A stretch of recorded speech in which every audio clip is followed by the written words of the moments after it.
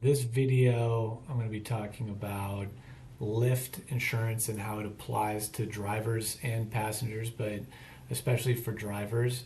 And right now I'm on the Lyft website, which is a good place to start to learn about the different types of coverage available. Lyft, like Uber and some other rideshare services, has different phases of insurance that they provide depending on where you are using in the app or where you are in the ride. So when the app is off, your personal auto insurance coverage applies. This is important because sometimes people may think that they're going to save money and not get good enough coverage for themselves.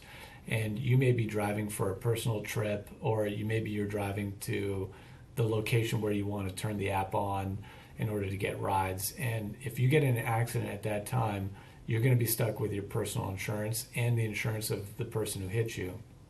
If the person that hit you was the person that caused the accident, they could have really bad insurance. They could have no insurance, and then you'd be stuck with whatever you have. And if you have the minimum amount of insurance, maybe $15,000 or no underinsured or uninsured motorist coverage, you could be in a lot of trouble and might not have enough money to pay for medical bills, may not have enough money to get your car repaired. I have some cases where people, they're not even at fault for the accident, but they can't pay to get the car out of the tow yard or have their car repaired. And so that's why it's important to get enough insurance to cover yourself for these moments when the app is not on but you're driving your vehicle. Another example is if having sufficient uninsured or uninsured motorist coverage. Oftentimes the minimum amount might not even be enough to cover your ER bills. And so I usually recommend getting as much as you can, 100 to 250,000 of uninsured or underinsured motorist coverage to protect you. That's a really important coverage. The next one is when the app is on, but you're waiting for a ride request. So this is the next phase of insurance. You started the app, and you noticed here they provide coverage for third party, which means other people, but doesn't provide necessarily coverage for you, which is the first party or uninsured or underinsured motorist coverage. So if you cause injury to somebody, it would pay up to $50,000 and then $100,000 for the total accident, or $25,000 for property damage. That's nice and all, but that might not be enough. And if you're responsible for an accident that causes major injuries, you may want to get some additional coverage that'll protect you on top of that amount. In another video, I talk about Prop 22 and how it interacts with this.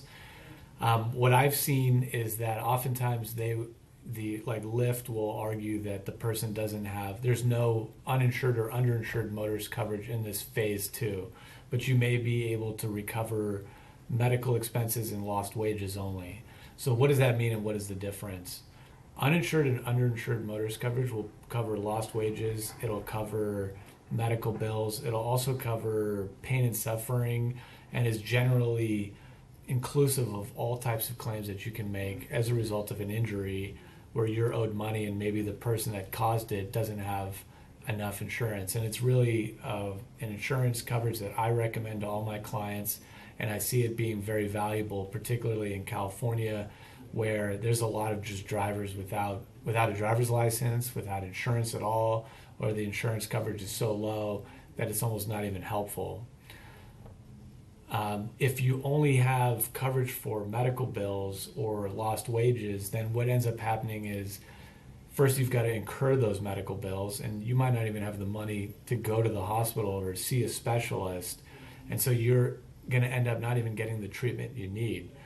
Sometimes lawyers like myself will be able to find doctors who will provide medical treatment to you, even if you don't have health insurance, and the doctor agrees to get paid at a later date, and that could work. But if there's a major dispute about liability, or you really are at fault for the accident, then you're probably not going to be able to fully utilize the ability to recover your medical expenses, because most likely you're not going to be able to earn income, and you're not going to be able to afford incurring medical bills in the first place, unless you have some sort of health insurance.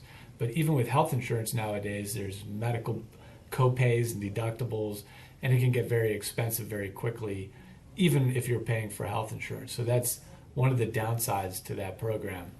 Another one is the lost wages. Again, you're going to have to prove your lost wages, and sometimes your lost wages might be going up and down, and you're going to have an adjuster who's going to be nitpicking and negotiating with you. They're not going to make it easy for you to make this claim.